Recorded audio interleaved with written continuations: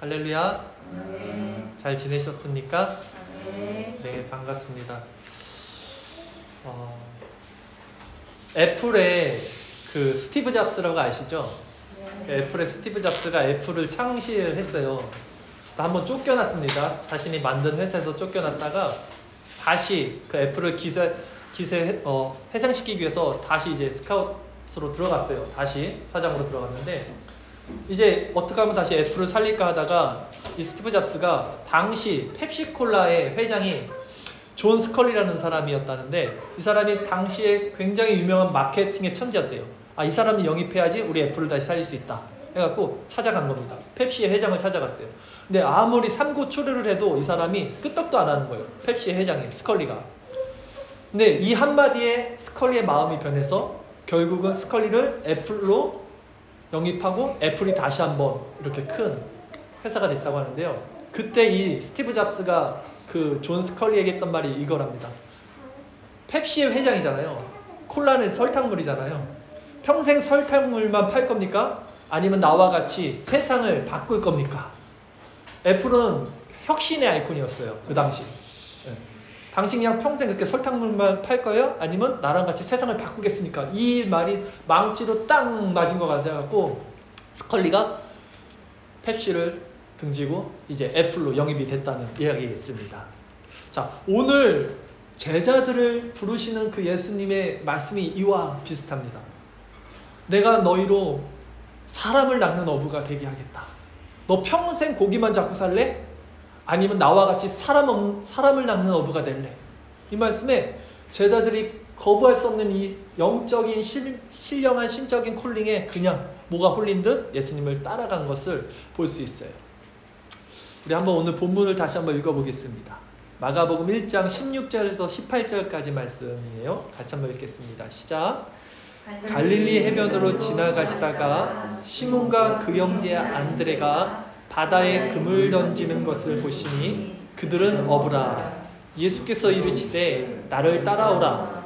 내가 너희로 사람을 낚는 어부가 되게 하리라 하시니 곧 그물을 버려두고 따르니라. 이렇게 됐어요.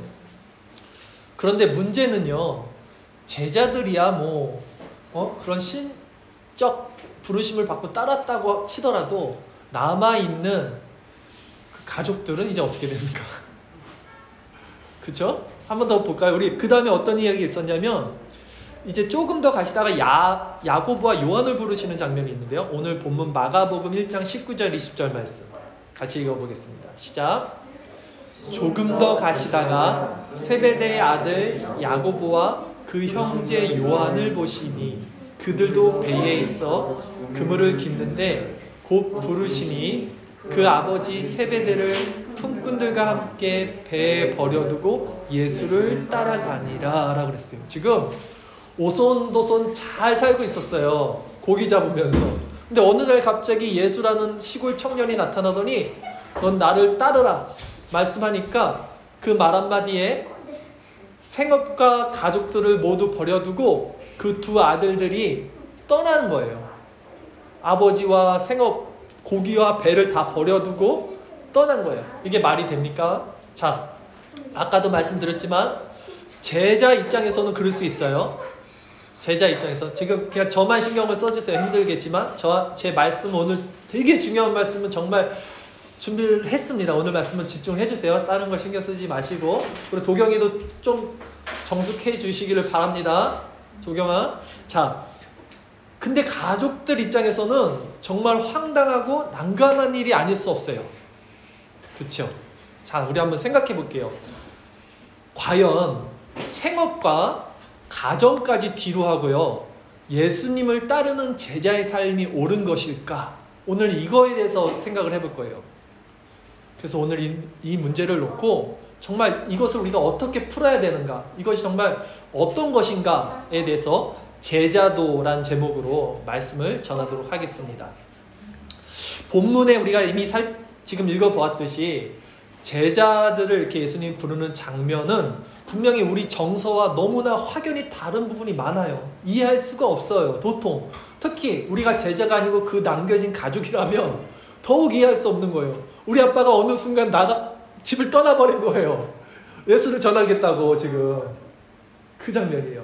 그런데 다른 성경 구절에서 예수님이 제자들을 이렇게 부르시는 장면들을 우리가 더 살펴보도록 할게요. 우리 주일 설교 말씀 구절 오늘 프린트 나눠드린 거 마태복음 10장 37절 말씀 우리 한번 같이 읽겠습니다. 마태복음 10장 37절 말씀 시작. 아버지나 어머니를 나보다 더 사랑하는 자는 내게 합당하지 아니하고 아들이나 딸을 나보다 더 사랑하는 자도 내게 합당하지 아니하며 라고 예수님이 지금 말씀을 하시는 겁니다.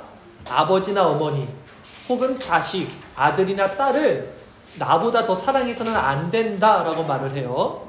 또 살펴보겠습니다. 누가복음 9장 61절에서 62절의 말씀에 예수님이 또 제자의 조건에 대해서 이렇게 말씀하십니다. 함께 읽겠습니다. 시작. 또 다른 사람이 이르되 주여 내가 주를 따르겠나이다마는 나로 먼저 내 가족을 작별하게 허락하소서. 예수께서 이르시되 손에 쟁기를 잡고 뒤를 돌아보는 자는 하나님의 나라에 합당하지 아니하니라 하시니라. 자, 예수님이 제자를 불렀는데 그 제자가 예수님 제가 예수님을 이제 따를게요. 그런데 먼저 제 가족한테 가서 작별 인사를 좀 하게 해주세요 라고 그랬어요.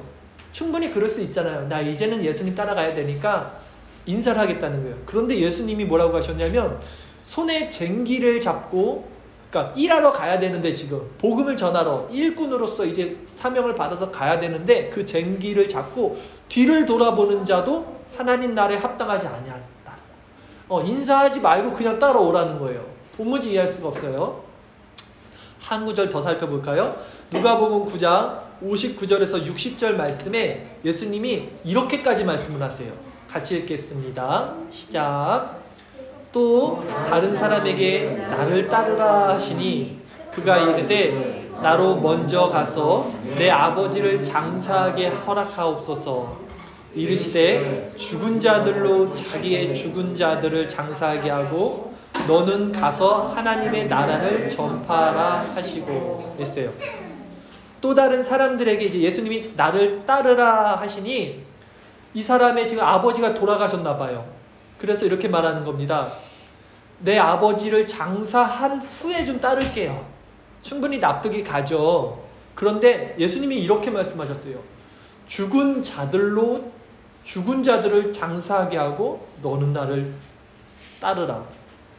이게 무슨 말일까요?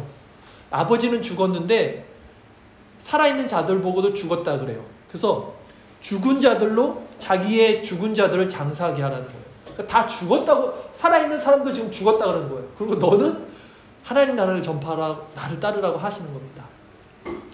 이렇게 우리가 진짜 말도 안 되는 우리 정서에서는 이해할 수 없는 구절을 지금 살펴봤습니다. 예수님이 제시한 제자의 조건은요, 부모, 자식보다 예수님을 먼저 우선시하고 또 나아가서는 예수님을 따르는데 가족에게 작별 인사할 시간도 주지 않아요. 게다가 부모가 돌아가셔서 죽은 장사를 지내고 따르겠다고 하는데 죽은 자들로 장사 지내게 하라고까지 말을 합니다. 그리고 넌 날 따르라. 만약 이 구절만 딱 놓고 우리가 안 믿는 자들에게 이 구절을 보여준다면 그들은 기독교를 어떻게 생각할까요?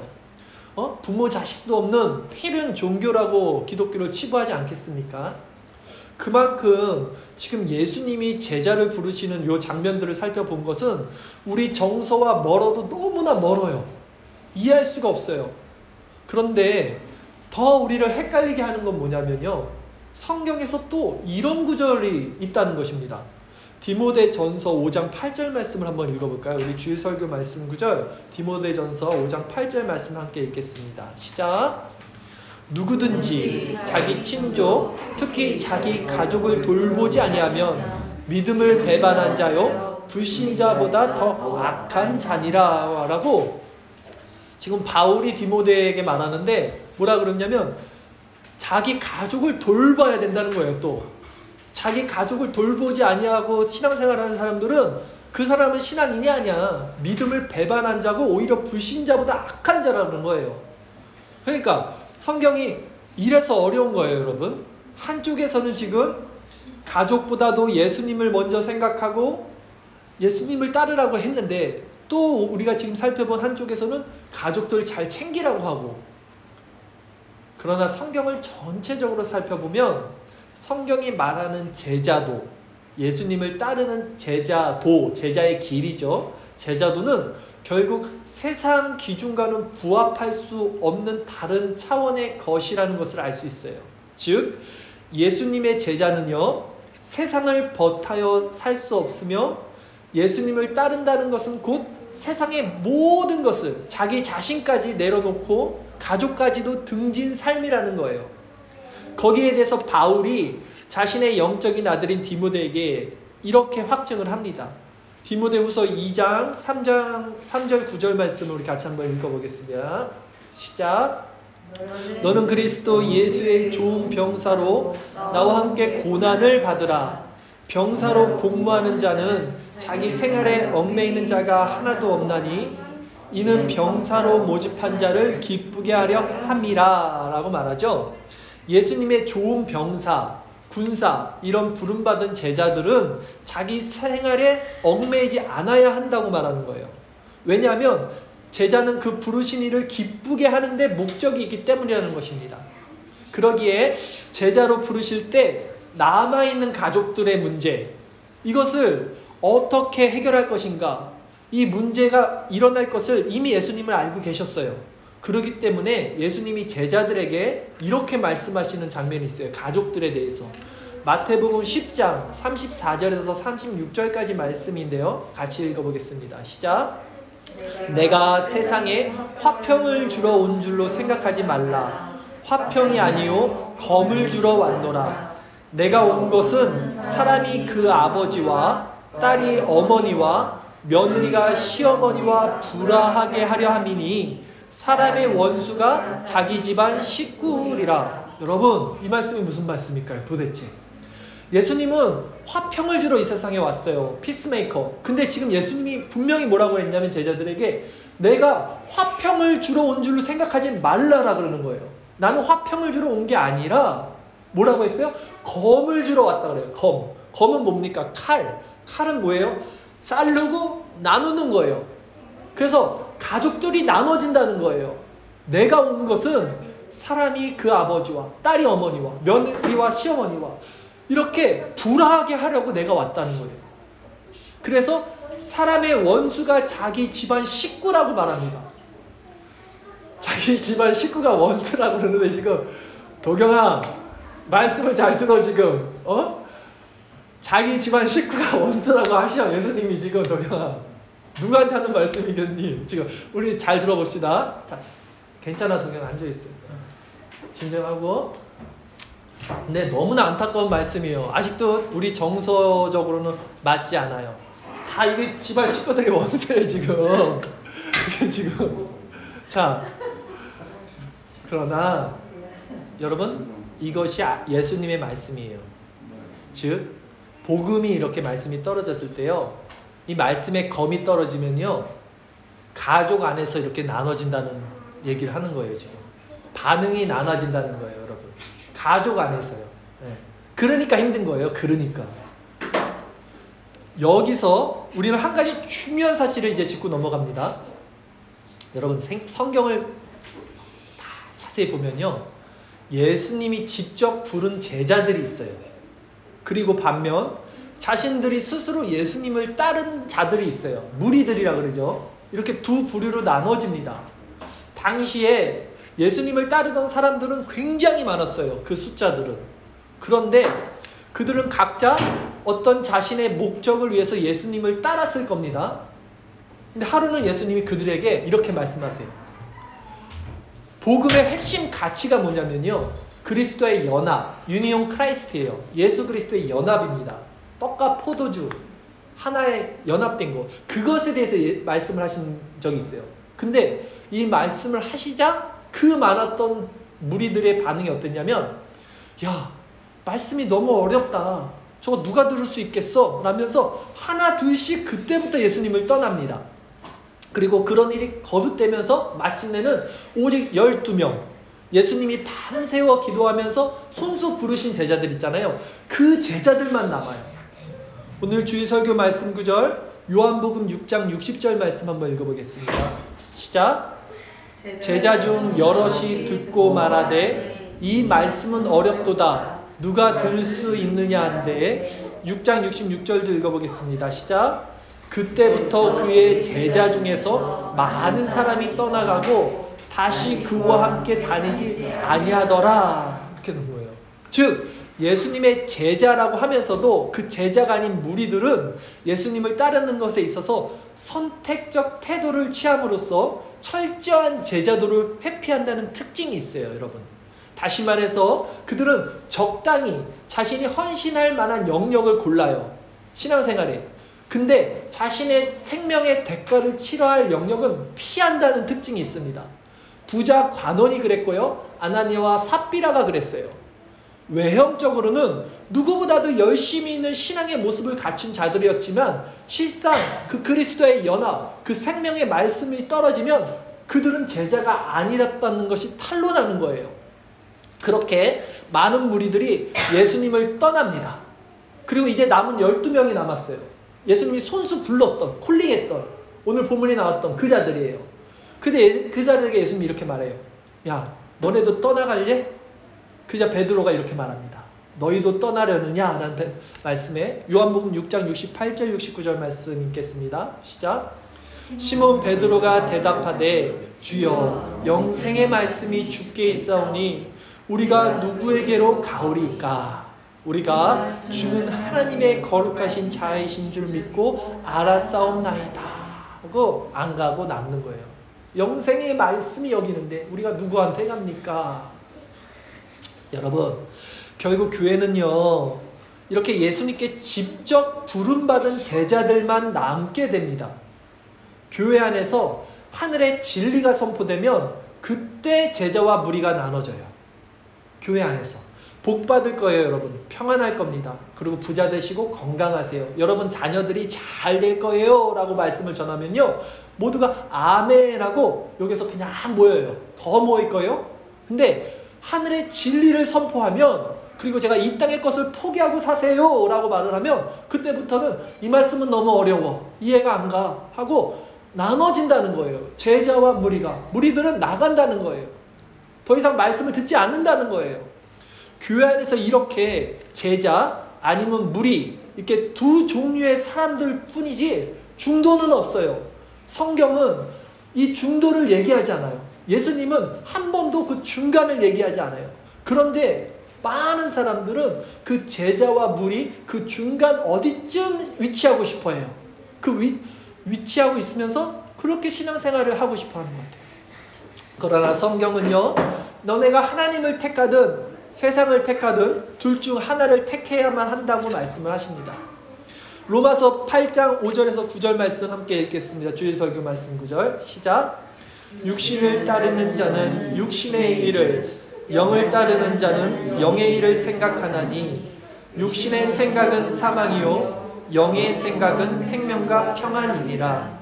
육신의 생각은 하나님과 원수가 되나니 이는 하나님의 법에 굴복하지 아니할 뿐 아니라 할 수도 없음이라. 육신에 있는 자들은 하나님을 기쁘시게 할 수 없느니라. 만일 너희 속에 하나님의 영이 거하시면 너희가 육신에 있지 아니하고 영에 있나니 누구든지 그리스도의 영이 없으면 그리스도의 사람이 아니라. 자, 여호수아 24장 14절 15절 말씀 한 번 더 읽겠습니다. 시작. 그러므로 이제는 여호와를 경외하며 온전함과 진실함으로 그를 섬기라.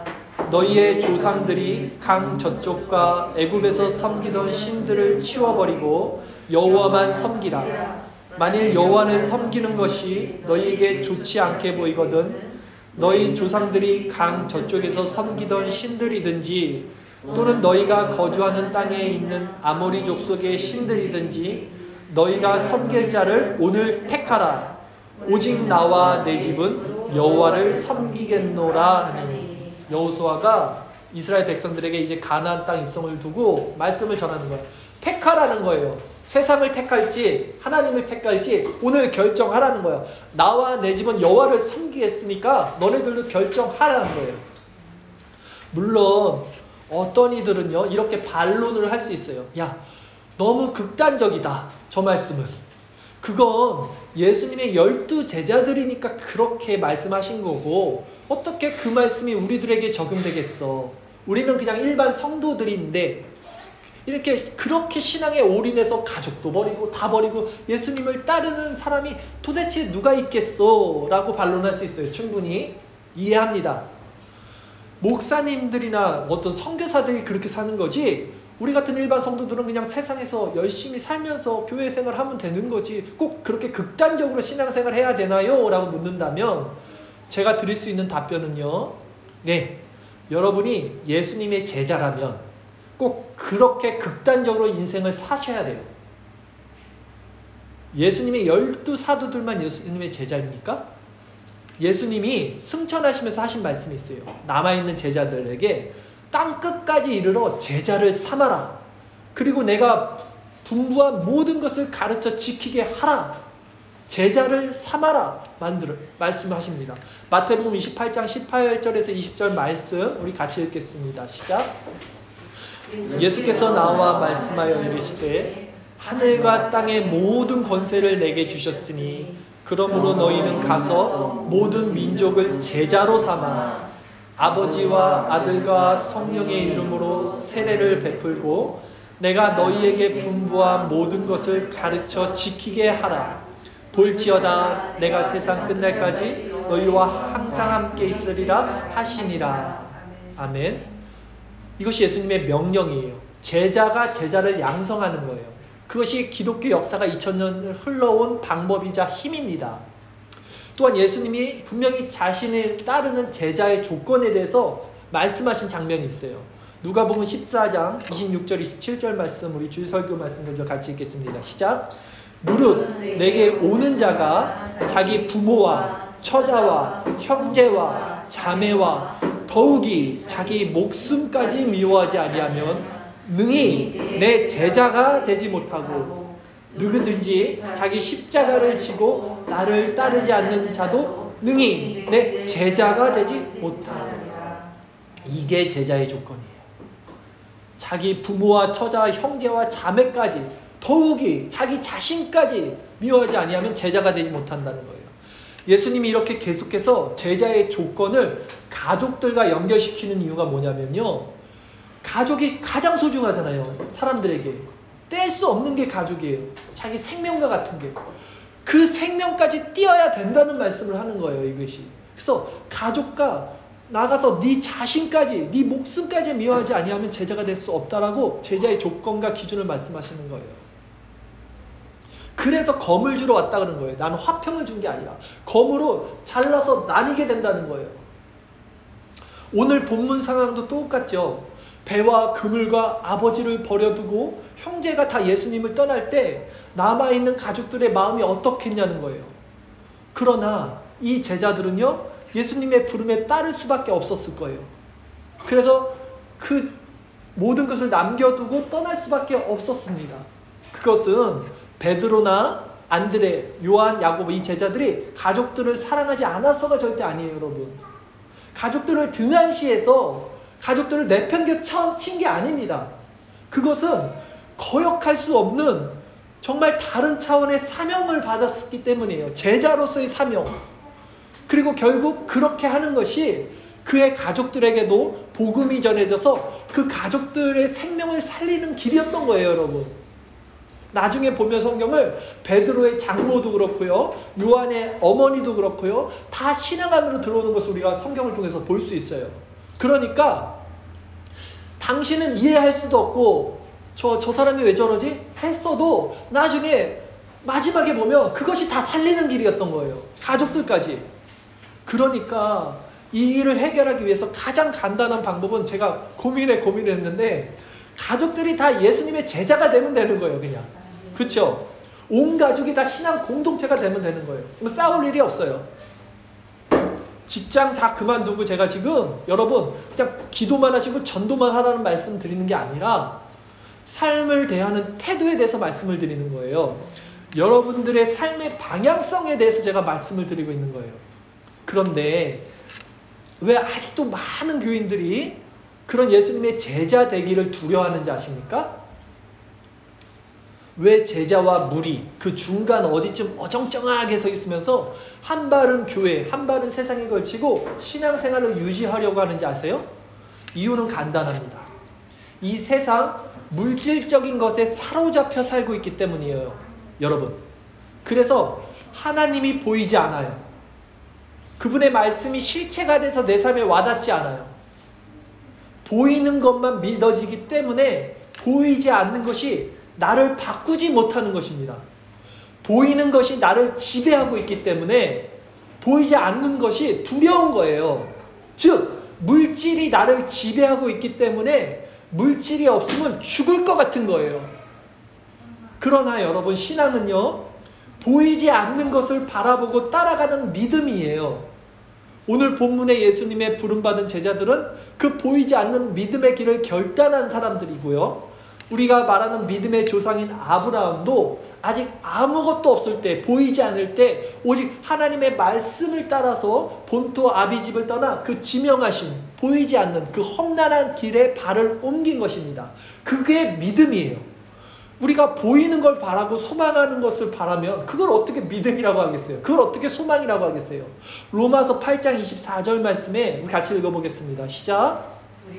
우리가 소망으로 구원을 얻었음에 보이는 소망이 소망이 아니니 보는 것을 누가 바라리요? 라고 하잖아요. 아니 당연히 보이는 것을 우리가 바라는 걸 어떻게 믿음이라고 그러겠니? 믿음은 보이지 않는 거야. 예수님은 세상에서 안정적으로 살면서 야 너네들 그래도 직장생활하고 돈도 벌고 안정적으로 가족도 꾸미고 그렇게 살면서 나의 제자가 되라로 단 한 번도 말씀을 하지 않으셨어요. 여러분. 오히려 눈에 보이는 세상에 의존하지 말고 물질에 의존하지 말고 오직 하나님의 말씀에 의지해서 믿음으로 살아갈 것을 요구했어요. 그게 광야 40년 훈련의 목적이셨고요. 그래서 그 믿음 생활이 무엇인지 정확히 이해했던 사도 바울은요, 이렇게 말씀을 합니다. 디모데전서 6장 6절 말씀입니다. 같이 읽겠습니다. 시작. 그러나 자족하는 마음이 있으면 경건은 큰 이익이 되느니라. 여러분, 자족하는 것을 아셔야 돼요. 우리가 자족하는 것을 배우지 못하면요, 우리는 이 세상 물질의 노예가 됩니다. 지족상락이라는 한자성어가 있어요. 만족할 줄 알면 항상 즐겁다는 말이죠. 자족하는 법을 배우셔야 돼요. 많은 사람들이 이 세상, 즉 만몬, 물질의 노예가 돼서 살고 있습니다.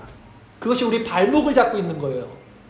그것이 우리로 제자의 삶을 살지 못하게 가로막고 있는 거예요. 그러나 성경은 우리에게 이렇게 말합니다. 디모데전서 6장 7절에서 10절 말씀 같이 읽겠습니다. 우리가 세상에 아무것도 가지고 온 것이 없음에 또한 아무것도 가지고 가지 못하리니 우리가 먹을 것과 입을 것이 있은즉 족한 줄로 알 것이라. 부하려 하는 자들은 시험과 올무와 여러 가지 어리석고 해로운 욕심에 떨어지나니 곧 사람으로 파멸과 멸망에 빠지게 하는 것이라. 돈을 사랑함이 일만하게 뿌리가 되나니 이것을 탐내는 자들은 미혹을 받아 믿음에서 떠나 많은 근심으로써 자기를 찔렀도다. 우리가 세상에 아무것도 가지고 온 것이 없으면 아무것도 가지고 가지 못할 거라고 해요. 또 욥기 1장 21절 말씀도 한번 읽어보겠습니다. 시작. 이르되 내가 모태에서 알몸으로 나왔사온즉 또한 알몸이 그리로 돌아갈지로다. 주신 이도 여호와시오 거두신 이도 여호와시니 여호와의 이름이 찬송을 받으실지니이다 하고. 여러분, 이 땅에서의 삶은요, 알몸이 되는 두 순간 사이의 짧은 여행이라고 누군가 그러더라고요. 태어날 때 알몸, 죽을 때 알몸. 그 두 순간 사이의 짧은 여행이 삶이에요. 그러므로 짐을 가볍게 하고 여행하는 것이 지혜로운 자라는 거죠. 그래서 우리가 철로 역정책을 가끔 얘기하는 걸 보면 그 크리스찬이 무거운 짐을 지고 있어요. 처음부터. 근데 십자가를 바라볼 때 이 짐이 벗겨져요. 그리고 나서 순례 여행이 시작돼요. 이 짐을 벗은 다음에 신앙이 시작되는 거예요. 즉 우리가 이 무거운 짐진 자들아 수고한 짐진 자들아 내게 오라 내가 쉬게 하리라 이 예수님의 말씀을 알면서도 이 세상의 짐을 들고 신앙생활을 하려니까 신앙생활을 시작도 못하고 있는 거예요. 이것은 여러분 짐을 벗으십시오. 제발 여러분 안에 덕지덕지 붙어있는 그 세상의 모든 두렵고 무거운 짐을 예수 십자가 앞에 벗으세요. 우리에게는요 그리스도 외에는 아무것도 가져갈 것이 없고 그리스도 외에는 아무것도 남을 것이 없습니다. 되게 중요한 얘기를 했어요 제가. 그리고 보세요 여러분, 오늘 설교 굉장히 집중 안 되죠? 근데 저는 항상 그래요. 중요한 말하면 항상 집중을 안 해요. 왜 집중을 안 되게 만들겠습니까? 여러분이 막이라는 게 아니라 누가 방해를 하겠어요? 진짜 하나님 말씀이 떨어질 때는 누가 그 말씀을 못 듣게 하겠냐는 거예요. 여러분들 막이라는 거 아닙니다. 항상 그렇기 때문에 저는 그냥 자연스러워요. 이런 상황이. 들으세요 다시 한번. 우리에게는 그리스도 외에 아무것도 가져갈 것이 없어요. 그리고 그리스도 외에 아무것도 남을 것이 없습니다. 제자의 삶은 완전 단순해요. 자, 그분이 우리의 주시잖아요. 우리가 주여라고 합니다. 큐리오스, 주인이라는 거예요. 주인, 우리는 종이잖아요. 그러면 우리가 종이면 왜 종이 주인처럼 행세하고 왜 주인같이 어떻게 살까를 고민하냐는 거예요. 그것은 우리가 주님을 주인으로 여기지 않는 우리의 불신의 태도라는 거예요. 믿음이 없기 때문에 우리가 그런다는 거예요. 누가복음 6장 46절 말씀을 우리 같이 읽어보겠습니다. 시작. 너희는 나를 불러 주여 주여 하면서도 어찌하여 내가 말하는 것을 행하지 않느냐. 우리들에게 말씀하시고 있어요. 왜 너희는 주여 주여 하면서도 내가 말하는 것은 행하지 않니? 그분이 우리 주라면 그분이 말씀에 순종할 때 그분이 우리 인생을 책임져 주시는 거잖아요. 그리고 그것이 믿음이잖아요. 이것이 광야 생활에서 이미 이스라엘 백성들에게 40년 동안 하나님이 보여주신 방법이었잖아요. 누가복음 12장 29절 30절 말씀에 같이 읽겠습니다. 너희는 무엇을 먹을까 무엇을 마실까 하여 구하지 말며 근심하지도 말라. 이 모든 것은 세상 백성들이 구하는 것이라. 너희 아버지께서는 이런 것이 너에게 있어야 할 것이 아시느냐. 예수님이 말씀하셨어요. 구하지 말래요. 근심하지도 말래요. 그런 거. 그거 세상 백성들이나 구하는 거라고. 여러분은 한 번이라도 이 광야 같은 세상에서 이런 믿음으로 살아본 적이 있습니까? 정말 이게 믿음인데 아멘은 하고 주여 주여는 하는데 정말 주님을 주여라고 하면서 이 믿음을 갖고 순종해서 살아간 적이 있습니까? 정말 있으세요? 저는 어릴 때부터요 시골에서 자랐잖아요. 그래서 죽은 사람들을 좀 많이 봤어요. 저희 할머니도 돌아가셨고 할아버지도 돌아가셨어요. 증조할머니 다 같이 사셔갖고 할아버지 돌아가시면 시체도 많이 만져봤어요. 이렇게 죽으신 분 이렇게 만져봤어요. 할머니 또 친구들도 죽고. 그래서 좀 만져봤어요. 사람들 죽은 것도 많이 보고. 그래서 제가 어렸을 때부터 그 사람 죽은 상태를 좀 알아요. 네, 사람이 죽으면 어떻게 변하는지 몸이. 그거 다 집에서 하잖아요. 네, 시골은. 그러니까 그런 걸 계속 본 거예요. 장을 하면서. 그래서 어릴 때부터 저는요 인생이 아무것도 아니라는 것을 저는 확실히 알고 있어요. 제가 피부를 경험했습니다. 다 죽어요. 그리고 아무것도 남지 않더라고요. 이게 진실이에요. 지금 이렇게 우리가 지금 이 공간에서 이렇게 있죠. 이거 아무것도 아니에요. 다 지나가고 다 사라져요. 여러분. 그러기에 우리는 실체를 봐야 돼요. 진짜 실체. 내가 지금 애들한테는 좀 미안한데 이게 진짜 이게 맞는 말이에요. 먹고 마시는 것 때문에 눈이 가려져 있으면 안 돼요. 여러분. 그럼 그냥 개, 돼지처럼 살다가 죽는 거예요. 아무것도 남지 않고 사라지는 거예요. 인생이 그냥 그렇게 살다 끝나는 거예요. 너희는 무엇을 먹을까 무엇을 마실까 구하지도 말며 근심하지도 말라. 예수님 말씀하셨잖아요. 아멘 하셨잖아요. 근데 다들 그렇게 살고 있어요. 썩어질 것들에 눈이 멀어서 그 한시적인 것들의 노예가 돼서 즉 물질의 종이 되어서. 예수님은 우리를 그렇게 부르시지 않았어요. 제자들을. 예수님은 그래서 죽은 자들로 죽은 자를 장사 지내게 하고 넌 날 따르라고 말씀하신 거예요. 이게. 그러니 그 제자가 된 이들은 먹고 마시고 사는 것, 그것에 노예가 되지 않습니다.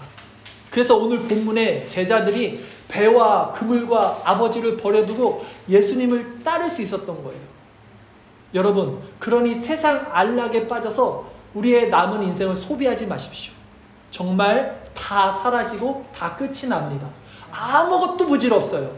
아무것도 의미 없어요. 예수 그리스도만 남는 거예요. 우리에게 복음을 주셨는데, 제자의 사명을 주셨는데, 우리가 그 복음에 합당한 삶을 살지 않고, 그 제자에 합당한 삶을 살지 않고, 그렇게 시간이 이렇게 지나서 마지막 하나님 심판대 앞에 섰을 때, 그때 우리가 하나님 앞에 받게 될 무서운 형벌을 마음에 새기십시오. 그것이 우리 삶의 기준이 되어야 돼요, 여러분. 당장 내일 살 거, 앞으로 살 거에 우리가 시선을 두면요, 그러면 우리는 두려워요. 뭘 먹고 살지? 어떻게 살지? 그러면 우리는 다 두려워해요. 근데 이 시선을요, 그 마지막 하나님 심판대에 두셔야 돼요. 우리가 하나님 심판대에 곧 갑니다. 그러면 이 상에서 우리가 100년을 살든 200년을 살든 아무것도 부질없고 그냥 끝난 것을 우리는 그때는 경험할 거예요. 그 기준을 갖고 지금 이 상에서 살아야 돼요. 그래야지 버틸 수 있고 진짜 하나님 나라의 정체성을 갖고 그것이 진짜 실체가 돼서 이 땅에서 그 삶을 준비하면서 사는 거예요. 결론적으로 말씀을 드릴게요. 오늘 너무나 엄청난 얘기, 여러분들이 이해할 수 없는 얘기 말씀 많이 전했어요. 영화에서도 이런 영화가 하나 있었잖아요. 오늘만 사는, 내일을 위해서 사는 애들은 오늘만 사는 애들에게 죽는다. 난 오늘만 살아. 그 아저씨에서 원빈이 그러잖아요. 신앙도 마찬가지예요. 다 신앙 있다고 그러고 하는데 제가 볼 때는 아니에요. 독일 신학자 보네퍼가 이렇게 말했습니다. 그리스도가 우리를 제자로 부르실 때는 와서 죽으라고 부르신 것이다. 여러분, 전 이 말이 우리 성도들 마음에 와서 그냥 확 박히길 바래요. 예수님이 우리를 제자로 부르실 때는 와서 죽으라고 부른 거예요. 근데 많은 사역자들이 살려고 사역을 해요. 먹고 살려고 사역을 해요. 아니에요. 저는 죽으려고 예수님께 나간 거예요. 사역을 시작한 거예요. 예수님은 죽으라고 우리를 부르신 거예요. 여러분, 성경은 우리가 예수님을 사랑하면요, 어떻게 할 거라 그러죠?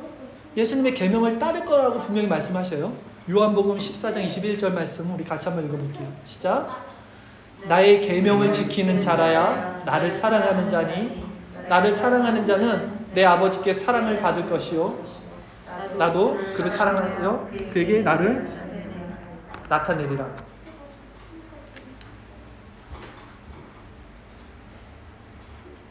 잠시만요. 자, 여러분이 오늘 인터넷도 안 돼요. 갑자기 지금 이제부터는 또 잘 들으세요.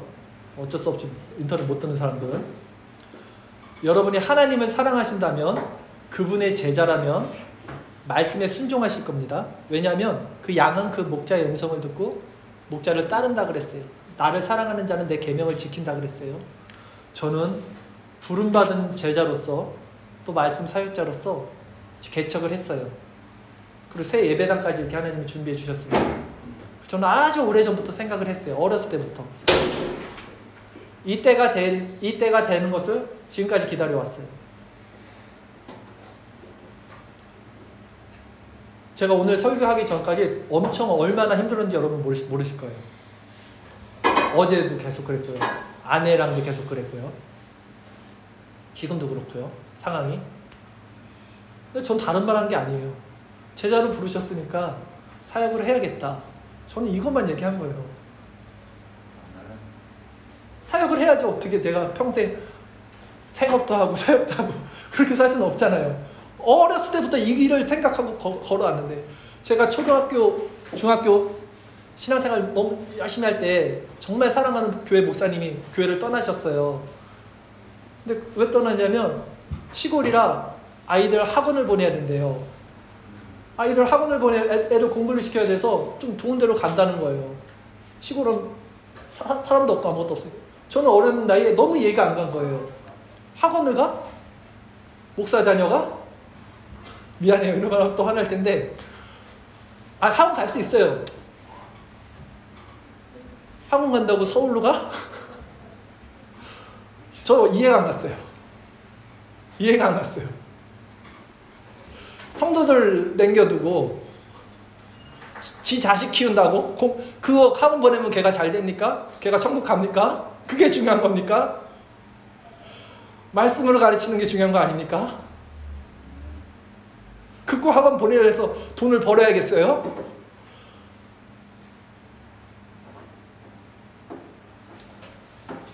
저는 이제 직장을 내려놓기로 마음 먹었어요.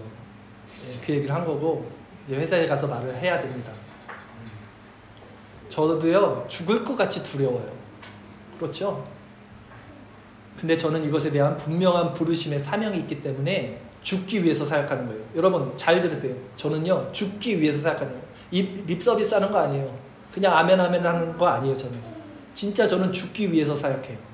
저는 정말 사는 것을 원치 않아요. 여러분 바울이 그럽니다. 나 정말 하나님 빨리 가고 싶은데 너네들 때문에 살아있는 거야.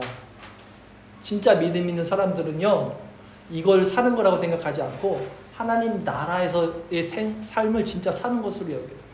저는 정말 사는 것을 한 번도 원한 적 없어요. 여러분 저 봤을 때 제가 이 땅에서 뭘 그렇게 살고 싶어서 뭘 그렇게 추구하고 여러분들이 잘 아시잖아요. 제 삶을 제가 뭘 텔레비를 보면서 히히닥거립니까? 뭘 합니까? 저는 마지막 심판대 앞에서 하나님 앞에 설 때가 내 기준이에요. 그때 바라보면서 달려가는 거예요. 여러분도 스스로 점검을 하세요.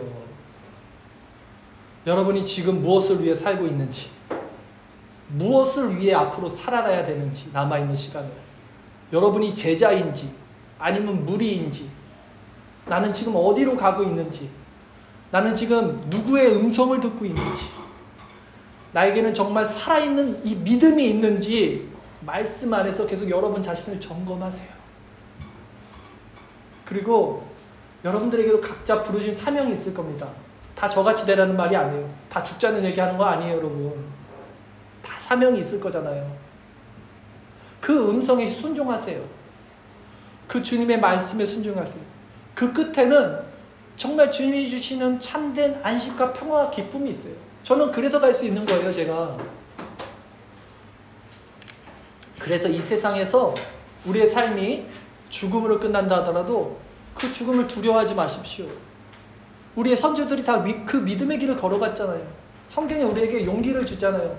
그래, 그 길이 맞는 거야 라고 증명을 해주잖아요. 왜 두려워하십니까?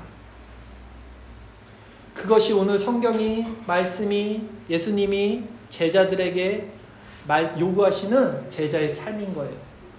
우리가 마지막 성경 말씀을 읽으면서 오늘 성경 제목이 제자도입니다. 제자가 무엇인지 정말 깊이 생각할 여러분 되시길 바라겠어요. 우리 마태복음 16장 21절에서 25절 말씀입니다. 같이 읽겠습니다. 시작. 이때로부터 예수 그리스도께서 자기가 예루살렘에 올라가 장로들과 대제사장들과 서기관들에게 많은 고난을 받고 죽임을 당하고 제3일에 살아나야 할 것을 제자들에게 비로소 나타내시니 베드로가 예수를 붙들고 항변하여 이르되 주여 그리마옵소서 이 일이 결코 주께 미치지 아니하리이다. 예수께서 돌이키시며 베드로에게 이르시되 사탄아 내 뒤로 물러가라. 너는 나를 넘어지게 하는 자로다. 네가 하나님의 일을 생각하지 아니하고 도리어 사람의 일을 생각하는도다 하시고 이에 예수께서 제자들에게 이르시되 누구든지 나를 따라오려거든 자기를 부인하고 자기 십자가를 지고 나를 따를 것이니라. 누구든지 제 목숨을 구원하고자 하면 잃을 것이요 누구든지 나를 위하여 제 목숨을 잃으면 찾으리라. 우리 하나님 나라 심판 때에서 그 목숨 찾으시길 바라겠습니다. 기도하겠습니다.